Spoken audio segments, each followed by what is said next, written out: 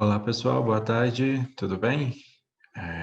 Estou aqui mais uma vez para falar de um tema que eu gosto muito e um tema super importante, né, para a gente que está aí tratando sobre eficiência energética, geração distribuída, enfim.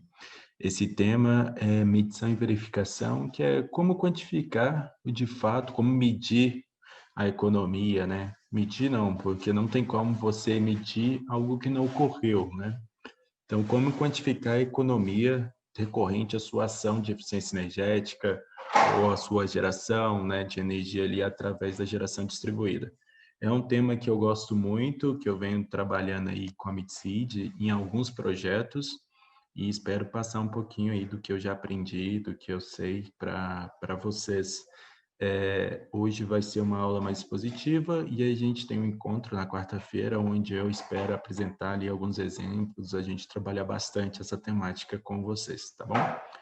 Então, é isso, só me apresentando aqui, acho que vocês já me conhecem, né, de alguns outros vídeos, de algumas outras aulas ao vivo. Sou o Bruno Marcos, sou engenheiro de energia, tenho formação técnica em química e também instalação eletroindustrial, e atualmente estou fazendo um curso aí de gestão de projetos. Na Mixid, entrei como estagiário em 2018, trabalhando com diagnóstico energético, análise de faturas e dimensionamento de sistemas fotovoltaicos, entre outras atividades aí envolvendo estudos relacionados à eficiência energética. E atualmente, na verdade, desde 2019, eu sou coordenador de projetos dentro da Mixid, atuando, né, nessa área de eficiência energética em diversos projetos. Então, medição e verificação. O que é? O que é isso? Medição é mensurar, comparar através de uma métrica, né? Então, você consegue medir uma distância porque foi estabelecido um padrão de quilômetros, de metro, onde você consegue quantificar essa distância. Então, você compara determinada medição, é comparar algo com um determinado padrão. Então, a gente tem a medição, e aí dentro de eficiência energética, dentro de medição e verificação, a gente tem a mensuração do consumo de energia antes e depois da implementação de uma ação de eficiência energética, de uma medida de eficiência energética. Isso é medir, quantificar. E temos a verificação. E a verificação é a economia obtida graças à medida de eficiência energética. Então, quando a gente realiza a implementação de algo, quando a gente muda algo, né, que vem aqui em busca de um resultado positivo, que seja de economia de energia, no caso da eficiência energética, a gente consegue medir o consumo que, vamos supor, uma edificação ela tem antes e depois, ela tem o consumo que ela tem depois dessa ação de eficiência energética, mas só medir por medir não te dá um resultado. Se você não conseguir comparar, se você não conseguir verificar o antes e o depois ali para quantificar de fato qual que foi essa economia. E o problema que a medição e verificação ela busca resolver é como quantificar, esse é o problema, né? Como quantificar na prática se após o estabelecimento de um sistema de gestão de energia ou após a implementação de uma medida de eficiência energética, o desempenho energético da minha edificação, da minha indústria está melhorando ou não? Como saber de fato se o que eu estou fazendo, todo esse esforço que eu estou aplicando, ele está trazendo um resultado positivo ou não, nesse sentido? Valeu a pena eu investir o dinheiro para a troca da iluminação, por exemplo, de um ambiente, ou não? Qual que foi o retorno? Quanto de fato eu estou economizando? É isso, esse problema que a medição e verificação ela vem e tenta resolver. Cenário, né? Vamos imaginar o seguinte cenário. Já foi realizado, então, um diagnóstico energético, que vocês viram um vídeo anterior, né? Nesse módulo ainda 4, como é realizado o diagnóstico energético, o que ele é, qual que é a finalidade. Então, o NIM mapeou, né, através do diagnóstico energético, as ações de eficiência energética, identificou quais são as oportunidades, já calculamos o custo para implementar essas ações, já tivemos uma estimativa, né, estimamos a economia através dessas ações de eficiência energética e conseguimos chegar ali, então, num possível retorno financeiro.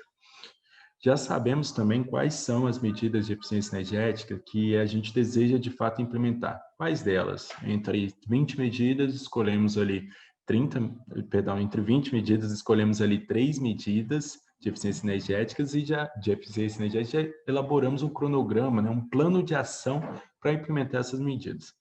E chegou a hora de começar a implementar. E aí? É só implementar? Como que funciona, né?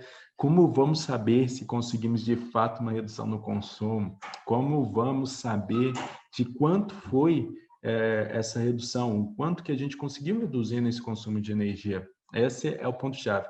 Precisamos mapear isso? Se sim, é necessário, então, antes de começar a implementar, entender como que é o consumo de energia dessa unidade, né? Dessa edificação, dessa indústria, como que se comporta esse consumo de energia. Então, vamos lá. Como provar uma redução de consumo? Aí, para provar uma redução de consumo, vamos medir, vamos realizar uma medição. Então, beleza. Aqui a gente tem uma curva de carga ali distribuída em consumos semanais, as semanas, e temos lá, perfeito. Então, imaginando aqui um sistema de iluminação. Então, temos o início da medição, começamos a medir o consumo, realizamos a implementação de uma ação de eficiência energética e já percebe que o consumo dela é menor que a semana anterior, ok? E aí? Vamos medir, medimos, temos aqui quantificado quanto que consumia uma semana, 2 semanas antes, então medimos aqui as 3 semanas depois da implementação da ação de eficiência energética. Tá, medida a gente tem, mas e aí, qual que é a economia?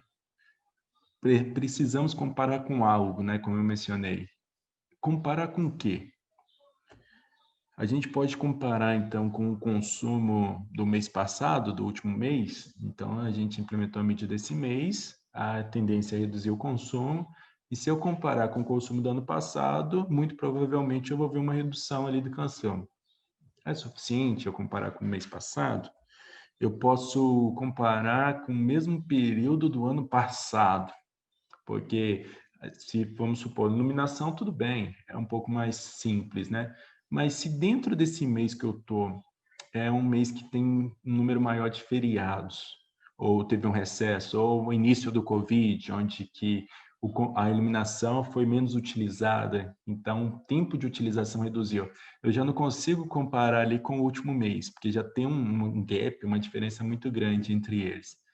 E se, com o padrão de utilização entre eles. E se eu comparar com o ano passado, pensando no Covid, também eu não consigo, né, muito bem comparar com o ano passado, mas legal, vamos seguir, vamos tentar entender.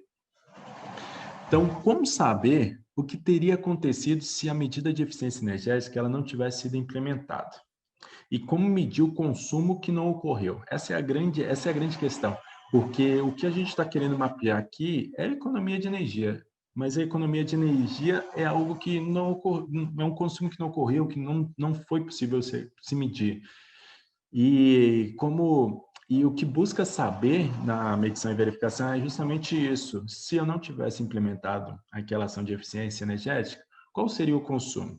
Aí, se eu chego nesse consumo, que seria esse consumo teórico, e tem o consumo real agora que eu medi, aí sim, aí eu consigo fazer a diferença entre eles e determinar qual que foi de fato a minha economia. Então, entra uma outra questão, né? Pensando numa indústria aí, mas os negócios aumentaram. Então, aumentou a produtividade, aumentou o tempo que a indústria funciona. Isso não vai afetar o resultado? Com certeza. Então, se eu tinha um padrãozinho ali de consumo, tinha um padrãozinho ali de produção na minha indústria, instalei, troquei todo o sistema, troquei os motores dessa indústria. Entretanto, quando eu fiz a troca, eu implementei também um novo produto, aumentou a produção, o número de pessoas da minha empresa, da minha indústria aumentou também. Então, hoje eu não tenho mais 20 pessoas trabalhando, mas sim 30 pessoas naquele segmento.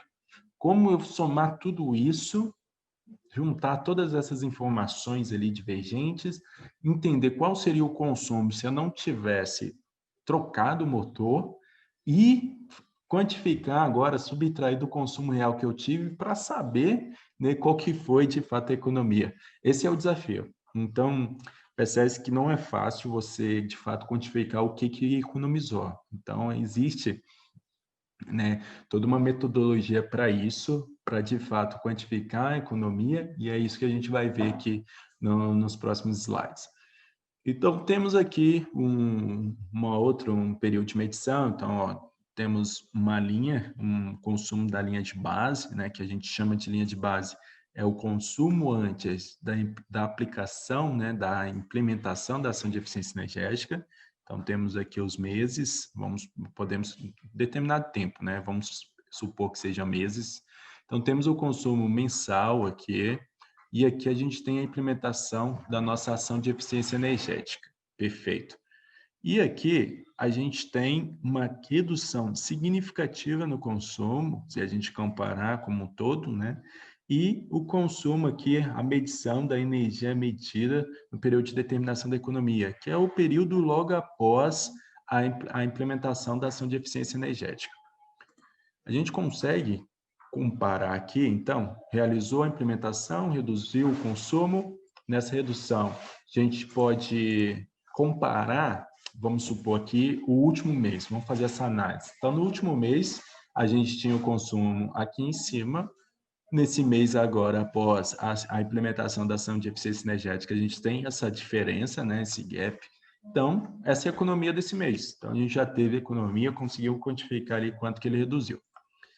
Aí, só que a gente pega que o oitavo mês, veja como o oitavo mês ele se aproxima muito do consumo do último mês antes da implementação da ação de eficiência energética. Então, quer dizer que, inicialmente, teve uma redução, mas com o tempo houve um aumento no consumo que essa economia foi muito menor. Então, a economia do primeiro mês dentro do esperado, perfeito.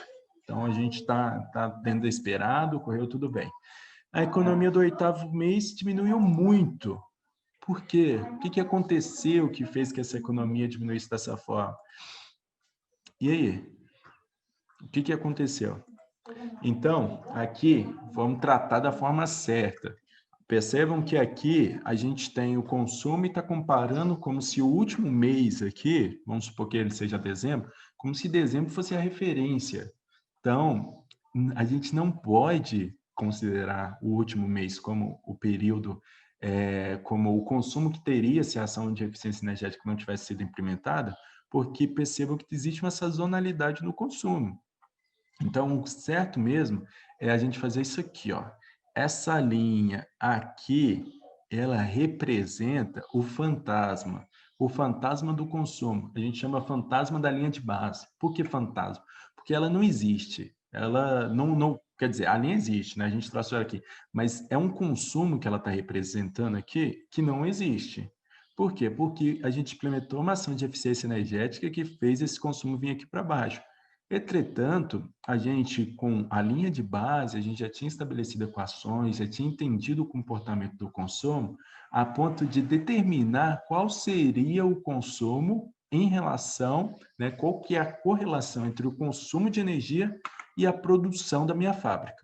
Como aumentou a produção, o consumo esperado também aumenta. Então, a gente traça aqui o que seria consumido se a ação de eficiência energética não houvesse sido implementada. Então, se eu não tivesse implementado a ação de eficiência energética, esse seria o consumo real. Que a gente chama isso de consumo de linha de base ajustado, que é a linha de base que a gente já tinha, entretanto, acrescida ainda desse aumento da produção, que resultou no aumento do consumo. Agora sim, agora com o consumo da linha de base ajustado, e com o consumo posterior à ação de eficiência energética, a diferença entre eles é, de fato, o que eu consegui economizar. É economia ou consumo de energia evitado. Nesse caso, a gente consegue perceber aqui que houve um aumento da produção e, por isso, a gente precisou estabelecer esse consumo de linha de base ajustado. Mas vamos supor que seja só o sistema de iluminação e não houve nenhum tipo de variação significativa de um ano para o outro. Como a gente já tem a medição de todo um ano aqui, a gente pode utilizar esse ano como linha de base. Então, a economia seria esse mês aqui de janeiro, supondo, menos esse mês de janeiro, a diferença entre eles é a economia de janeiro. A diferença de fevereiro é a economia de fevereiro. E isso poderia ser considerado, sim, sem problema algum. Nesse caso, não pode, porque a gente teve um aumento da produção e ela deve ser quantificada, já que o aumento, se a gente utiliza dessa forma apenas, a gente vai subestimar demais a economia. Então, a gente vai ter ali um cálculo de economia, a gente vai entregar para o nosso cliente uma economia abaixo da economia real que ele teve. Por isso é necessário construir o fantasma do consumo aqui, ajustar ele à produção, nesse caso, para que você tenha uma comparação mais justa. Então, aqui, agora certo, olha, a gente consegue ver a economia do mês 8, que aqui, pensando comparando dezembro aí com o mês 8, né? A gente chamou ele de dezembro ali, a gente tem uma economia muito menor do que a economia de fato. Então, pessoal, aqui então agora já com a economia bem clara, né? Então, a gente comparando o consumo de linha de base, né, ajustado com o consumo real que foi medido, a gente sabe quanto que de fato economizou e economizou ali no mês 8, por exemplo, né? Aqui no nosso exemplo. Então, a economia do mês 8 é quantificada através do consumo esperado antes, se a MEI não tivesse sido ocorrido, se a ação de eficiência energética não tivesse sido realizada, o consumo esperado menos o consumo real. Aí a gente tem a economia dessa ação de eficiência energética.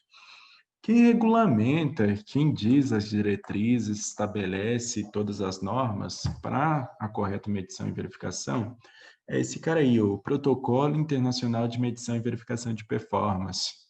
Então, através dele, tem todos os dados que você precisa, tem todas as sugestões ali, orientações de como prosseguir, como proceder para realizar uma medição e verificação da forma correta. Então, o protocolo ele é internacionalmente aceito, não é uma coisa exclusiva aqui do Brasil, né? Internacional, obviamente. Então, ele é aceito tanto na América do Norte quanto na Europa, enfim, em outros países. É um processo formal para medir de maneira segura as economias proporcionadas por uma ação de eficiência energética, segura e aceita.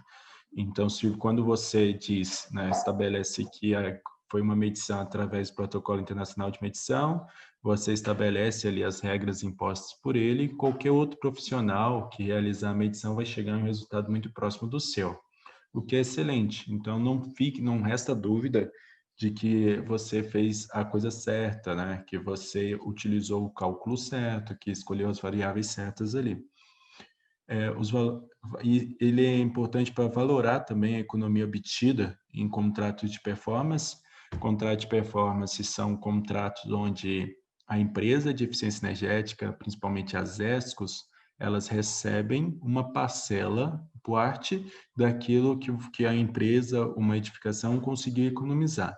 Então, a ESCO, ela implementa ali uma ação de eficiência energética, vamos supor, faz o retrofit de toda a iluminação de uma edificação, o valor que ela ganha, como ela ganha dinheiro, é com parte dessa economia. Então, parte da economia dessa ação de eficiência energética fica para o usuário, para o dono da edificação, e a outra parte vai para a ESCO.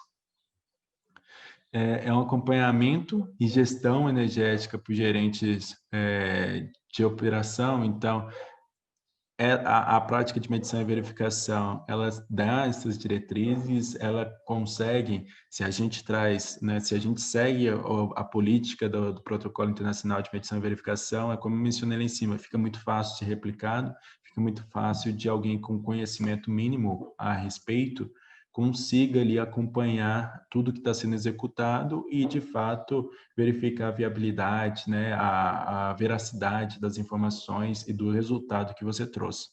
Também a avaliação de reformas e retrofit em instalações.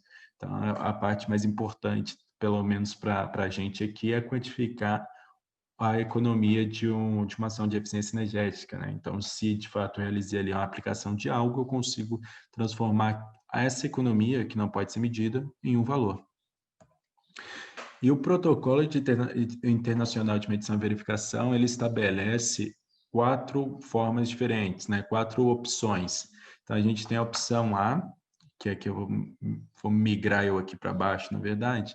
Então, na opção A, a gente tem aqui que a realização de medição isolada, a opção A é considerada para quando você mede algo e estima a outra variável. Por exemplo, na iluminação, que é o típico aqui, né? Na iluminação, eu posso medir, por exemplo, a potência das lâmpadas e estabelecer, estimar o tempo de funcionamento, de operação delas. Então, uma das variáveis eu consegui medir, que é a potência, entretanto, o tempo de uso eu estimei através de uma entrevista, ou estimei através de uma medição com orímetro, de um ponto específico que reproduz para todos os outros pontos. Então, eu utilizo a opção A nesses momentos. Então, é a medição isolada da ação de eficiência energética, é a medição apenas dos parâmetros chaves e a medição de alta frequência ou contínua.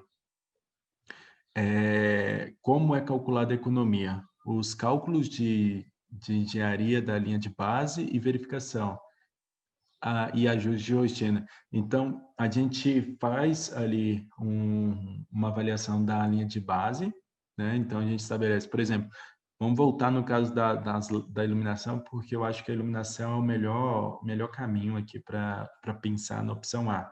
Então, a gente mede a potência de um grupo, de uma amostragem de lâmpadas, não preciso medir todas as lâmpadas, né? Então, eu estabeleço ali uma amostragem, seleciono essas lâmpadas, faço a medição da potência, certo? Estimei o tempo de funcionamento, perfeito. Fiz as trocas das lâmpadas, né? Então, vamos supor que eram lâmpadas fluorescentes, troquei agora para LED.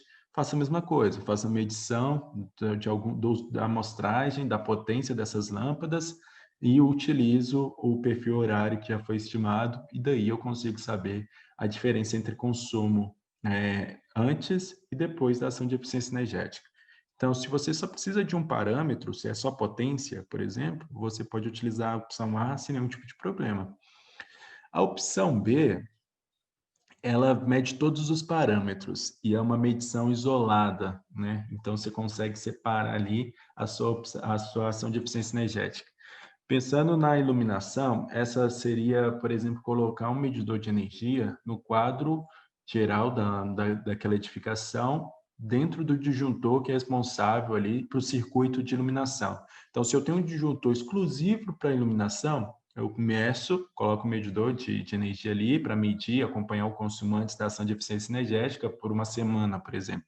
Então, ele vai medir a energia. Então, é o tempo de funcionamento mais a potência. Fiz a substituição das lâmpadas, faço a medição novamente e comparo a diferença entre os consumos que eu obtive. Daí eu consigo ter a economia. Ele é muito utilizado, por exemplo, em investidores de frequência, né? Porque investidores de frequência não dá para você estimar muito bem a qual que é a potência, né? Qual que é a fração da frequência que o inversor vai trabalhar. Então, vai depender muito do carregamento de um motor. Então, o inversor é aquele equipamento que vai variando a frequência ali, de 60 Hz para baixo, de acordo com o esforço que o motor está fazendo, de forma a economizar energia, para o motor trabalhando na sua faixa ótima de trabalho. Daí, a gente não tem esse controle, né? Então, por isso é importante pôr um medidor de energia atrelado ali ao consumo daquele equipamento. Então, seria do grupo todo, inversor, motor, né, que está fazendo aquele trabalho onde o inversor foi instalado. Então, faz a medição do consumo de energia do motor antes do inversor de frequência, faz a medição depois com o inversor de frequência. Daí, a gente consegue chegar numa economia. Então,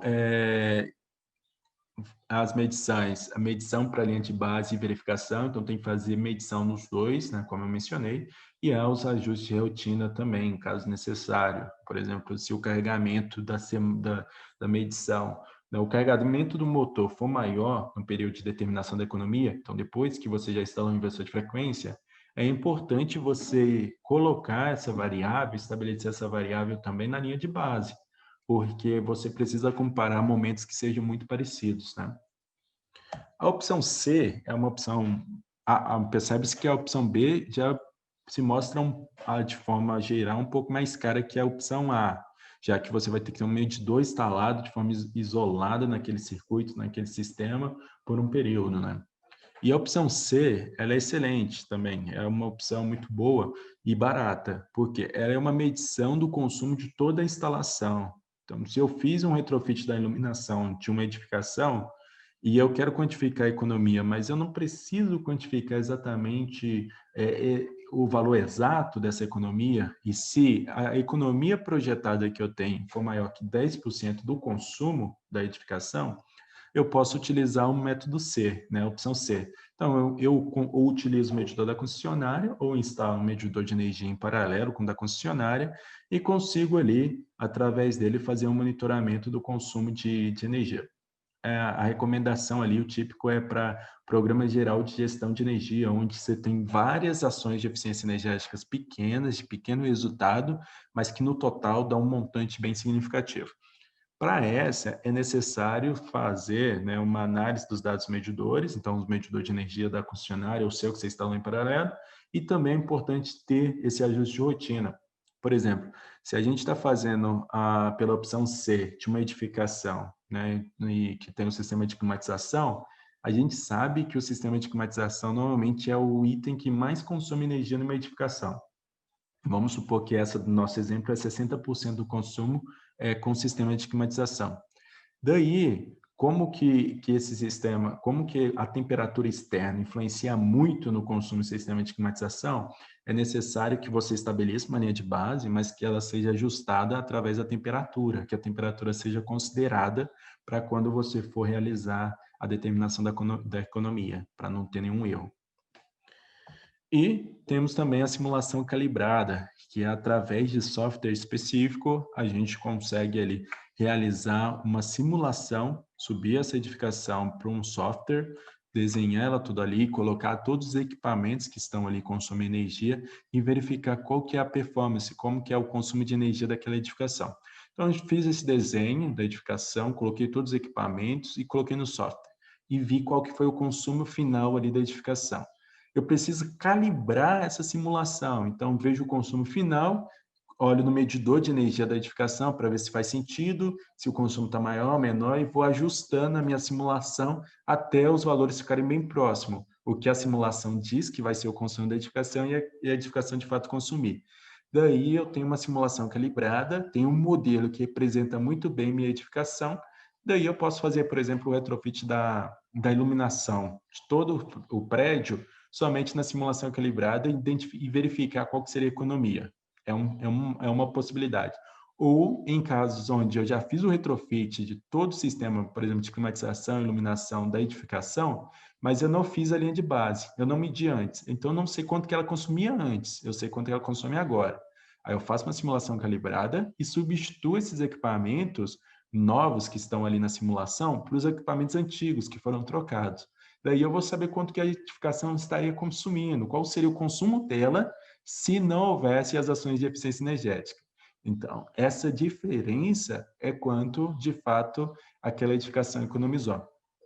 A simulação calibrada já é uma opção muito mais cara de ser realizada. Leva mais tempo, mais horas de trabalho, mais profissionais mais vamos supor, vamos dizer assim, né? Além do profissional que entende bastante de medição e verificação, você vai precisar de um profissional que entenda bastante também de simulação. E isso pode ser um pouco mais caro para você. Então, tem aí as 4 opções, cada opção é direcionada para diferentes momentos, diferentes interesses, né? E o custo atrelado a cada uma. Aqui, esse gráfico é muito bom. Então, a gente tem aqui as opções sugeridas e como a gente pode fazer uma avaliação, né, de acordo com a característica do projeto. Então, a gente tem aqui, ó, necessidade de avaliação individual da ação de eficiência energética. Então, preciso saber, ação por ação, quanto que foi a economia. Eu posso pela opção A, B, a C não, lembra que é o medidor na entrada ali, em paralelo com o da concessionária. Então, eu vou quantificar todas as ações de uma forma geral. Então, a C eu não posso, a D sim. Então, eu posso, dentro do meu modelo, trocar só um equipamento ali e vou saber quanto que, de fato, economizou. Há uma necessidade de avaliar apenas o desempenho energético de toda a instalação. Então, não preciso saber ação por ação, eu preciso saber de forma assim, mais... eu não preciso saber de forma mais micro, eu quero saber macro. Quanto que economizou a edificação e pronto. Aí eu posso C e D. né, que já faz a medição de todo o edifício, de todas as ações de eficiência energética, eu consigo simular simultaneamente ali. A economia prevista ela é inferior a 10% da economia, do consumo medido, né, daquela edificação. Então, uma economia de 5% no consumo, aí, se eu utilizo o método C, essa economia muito provavelmente vai se perder aqui entre variação do consumo naquele mês. Então, o C não é muito recomendado, mas a A, B e a D aplicam muito bem para essa situação. A importância de algumas variáveis determinantes do padrão de uso de energia não é clara. Então, eu não tenho quais são as variáveis claramente definidas ali que vão influenciar. Aí, se eu não tenho isso claramente, o A já não pode, porque o A lembra que você mede uma variável e estima outra. Se eu não tenho muito claro o tempo de operação, de uso dos sistemas, a A não vai me servir muito bem aqui, tá certo? Porque eu vou estimar errado. Então, eu posso até medir a potência, mas se eu for estimar o tempo de operação e for estimar errado, se não tem isso claro, a B é melhor, que eu vou medir as duas variáveis, né? A potência e o tempo, vou medir o consumo, a C eu meço o consumo também, vou medir o consumo, e a D fazer uma simulação calibrada ali, onde também eu vou entrar com dados de período de utilização, tudo mais certo. Os efeitos interativos das ações de eficiência energética são significativos e não podem ser medidos. O que é o efeito interativo? Por exemplo, eu tenho um sistema eu troco a iluminação e minha iluminação era uma iluminação dicróica. Eu estou fazendo uma ação de eficiência energética em onde tem muito? Auditório. O auditório tem muitas lâmpadas dicróicas, né? Os auditórios mais antigos. Essas lâmpadas, elas são lâmpadas que esquentam muito, emitem uma quantidade enorme de calor. E no auditório a gente tem, em contrapartida, um sistema de climatização, um ar-condicionado ali. Então, há um efeito interativo entre elas. Se eu faço um retrofit da iluminação, eu reduzo também a carga térmica daquele local, reduzindo o consumo do sistema de climatização. Ou seja, eu preciso entender também, quantificar essa economia. Se eu faço pelo A, que é só pela potência da lâmpada e também pelo tempo de utilização, não vai funcionar. Se eu faço pelo B, que eu vou medir somente o consumo da lâmpada, não vai funcionar, porque eu não vou conseguir quantificar as economias do sistema de climatização. Então, o C, que mede toda a instalação, e o D seriam mais viável aí para os efeitos interativos. Bom, eu não vou passar por todas não, viu, pessoal? Mas o material vai ser disponibilizado para vocês, e aí vocês conseguem dar uma olhadinha, entender, e sempre dar uma olhada aqui, ó, nesse gráfico, que vai te dando os caminhos sim, não, até você chegar na opção que faz mais sentido para a sua realidade, tá certo? Bom, no próximo, pena, né, que nosso tempo é curto, né, para a aula aqui, a gente tem que ficar num determinado tempo, mas quarta-feira a gente consegue estender um pouco mais e conversar um pouco mais claro sobre tudo isso. Daqui, a gente entra nas opções de forma mais clara. Então, tem lá a opção A e B. Então, a opção A e B é individual, é dentro da onde rolou a ação de eficiência energética, que eu estou fazendo a medição da lâmpada. Então, foi só a iluminação ali do retrofit. A C e a D a gente faz de toda a edificação. Então, eu troquei a lâmpada ali, mas a lâmpada impactou no meu sistema de climatização, então eu vou conseguir quantificar isso no C e no D, que faz a medição de toda a edificação. Então, maiores custos, né, com medição e verificação, isso vai implicar em uma menor incerteza nas economias. Então, quanto mais eu investir na medição e verificação, mais próximo do resultado verdadeiro, de fato, da economia eu vou chegar. Entretanto, é necessário ter um cuidado com isso, porque como que a incerteza ela é inversamente proporcional ao custo, para ter uma incerteza muito baixa, a gente tem um custo muito alto. Então, a gente tem que achar o ponto ótimo ali, chegar numa porcentagem de certeza que é ok, tudo bem, aceitável, e um custo que não vai impactar no orçamento ali do cliente, não vai impactar muito no seu próprio orçamento também. Então, o Protocolo Internacional de Medição, vamos entrar aqui em umas considerações, né? A economia não pode ser medida diretamente, uma vez que ela representa uma ausência, né, de consumo. Então, a gente não consegue chegar a medir de fato essa economia. Então, portanto, a economia é determinada comparando o consumo posterior à medição e verificação com o consumo que teria ocorrido caso a medida de eficiência energética não tivesse sido implementada. É aquilo que eu venho batendo no martelo com vocês. Para isso, é necessário modelar o consumo por meio de medição do consumo anterior à medida de eficiência energética, ou seja, eu preciso saber quanto que é a linha de base, quanto que estava consumindo e quais são as variáveis que implicam no maior consumo ou não. Verificar no período de determinação de economia todas essas variáveis, monitorar elas, que podem ter alguma influência, e fazer um fantasma, né, daquela linha de base. Então, fazer a linha de base mais esse ajuste ali, né, mais o fantasma, para saber qual seria o consumo de energia se eu não tivesse implementado a medida de eficiência energética. Então, a economia de energia, aqui nesse caso, é igual ao consumo da linha de base ajustado, menos o consumo posterior à ação de eficiência energética.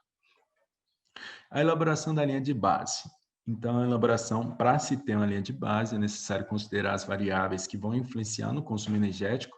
Daí a gente tem, por exemplo, a temperatura externa, pensando no sistema de climatização, o GDR, que é o graus dias de resfriamento, que é quantas horas, né, quantos graus dentro de um dia a temperatura ficou acima do que a temperatura de linha de base determinada, a linha base. Então, a gente estabelece que para ligar o sistema de climatização, a temperatura externa tem que estar 18 graus Celsius.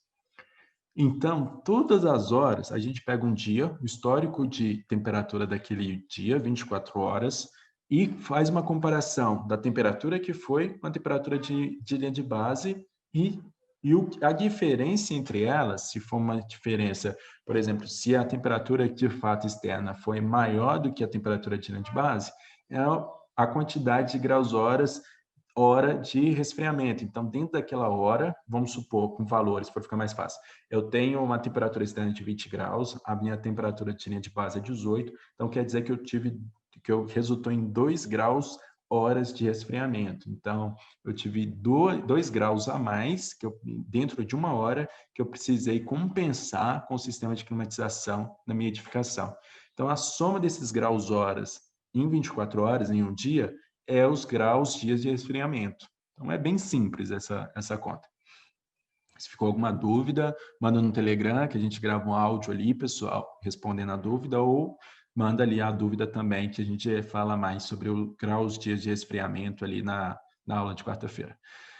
A produção, então, se aumentou a produção, normalmente aumentou também o consumo das máquinas ali, né, da minha operação, então é necessário considerar isso.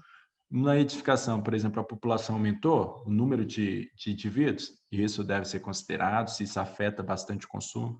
A área que está sendo considerada, por exemplo, o sistema de climatização de toda a edificação, mas aí, quando na determinação da economia, metade do setor estava desligado. É necessário, então, fazer um ajuste para essa área. E as horas de operação, né? Com certeza. Existe a possibilidade de existir outras variáveis-chave aí da sua realidade, que não foram destacadas aqui. Então, vai depender muito ali da sua edificação. Por exemplo, uma bomba, o consumo de água é uma variável-chave de uma bomba, né?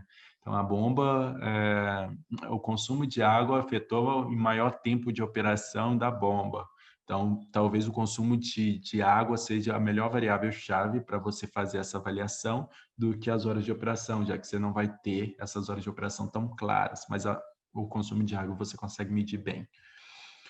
E a elaboração de equação para caracterizar o consumo. Então, a equação normalmente é uma regressão múltipla, uma regressão linear. Então, a gente tem ali y é igual a mais b1 vezes x1, mais b2 vezes x2, e por aí vai. Beta, no caso, né, pessoal? E por aí vai. X, dependendo da quantidade de variáveis que vão influenciar o seu consumo. Então, vamos lá, o y é a variável dependente, né?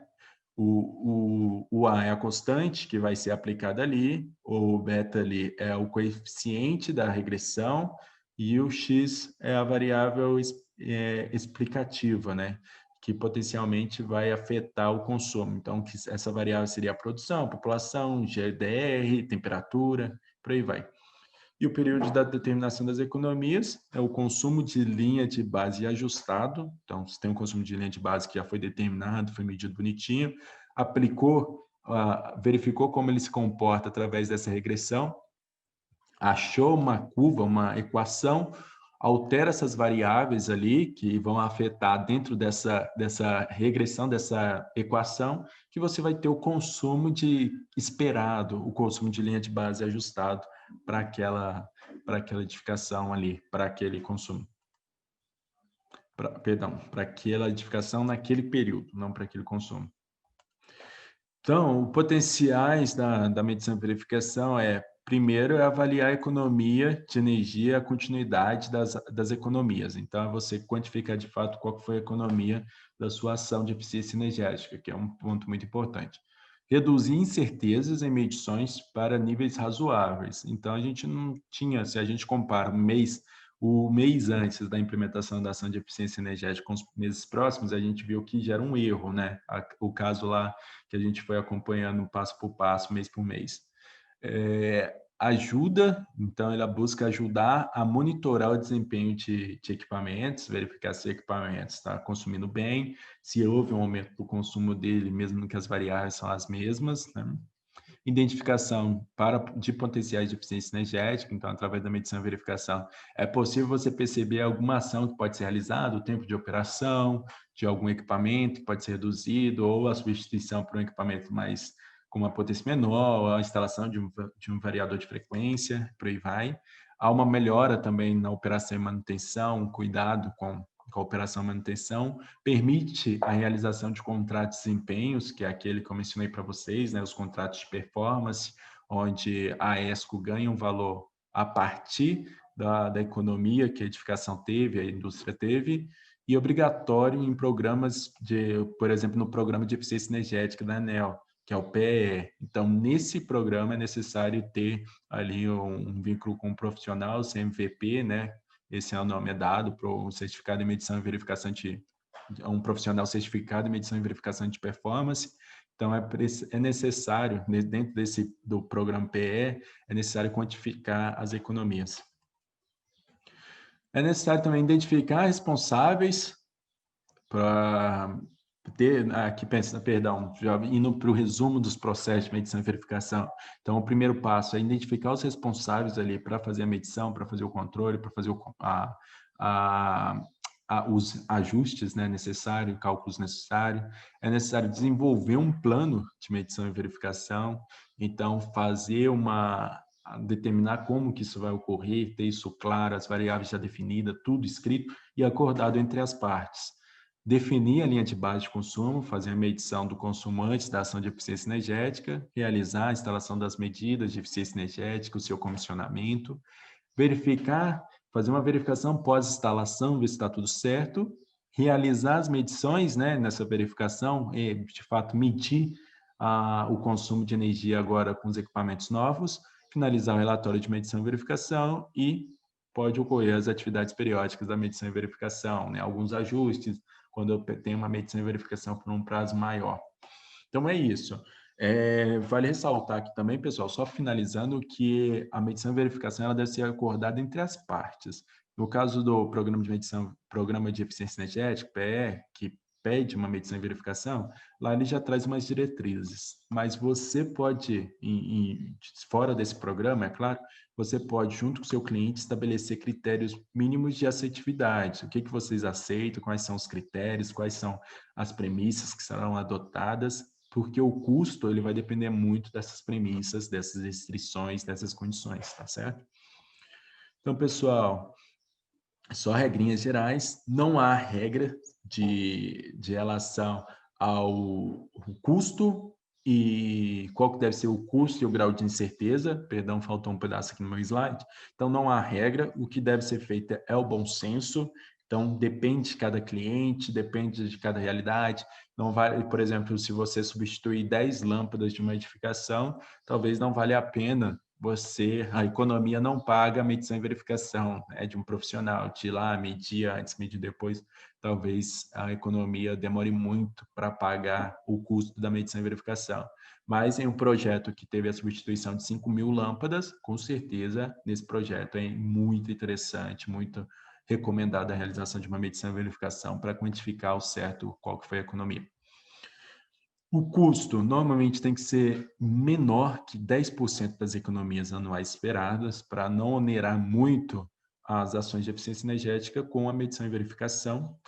E todos os modelos estão errados, alguns são úteis, né? Essa é é uma boa frase, né? Eu sei que desmotiva um pouquinho, mas essa é a verdade. Então, não dá para buscar o perfeito, porque o perfeito não vai existir. Você está fazendo uma aproximação, está fazendo uma estimativa de economia, você não está medindo.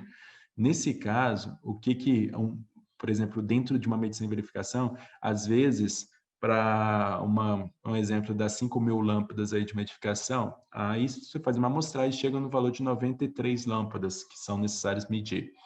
Se você medir as 5.000 lâmpadas, a diferença entre você medir as 5.000 lâmpadas e você medir as 93 na incerteza vai ser muito pequena. Mas a diferença no custo é gigantesca. Então, não vamos ficar amarrados em ser o mais preciso possível. É claro que a gente vai ter que buscar ser o mais preciso, mas dentro dos parâmetros de custo ali aceitáveis. E aí agora apareceu ali meu slide, perdão, teve um erro ali na animação. Então, o custo, precisão, incerteza e complexidades é isso que a gente fala deles, né? Primeiro é que não é uma regra, é o bom senso, o custo não deve ser exorbitante, no máximo 10%, e todos os modelos vão apresentar uma falha, não adianta. Então, alguns ali vão ser úteis, e se você gastar menos realizando essa medição e verificação e entregar um resultado que, de fato, atende às necessidades do cliente, você está no caminho certo. Então é isso, pessoal. Espero que tenha gostado. Obrigado aí por assistir. A gente se fala, então, na quarta-feira. Beijo grande e até mais.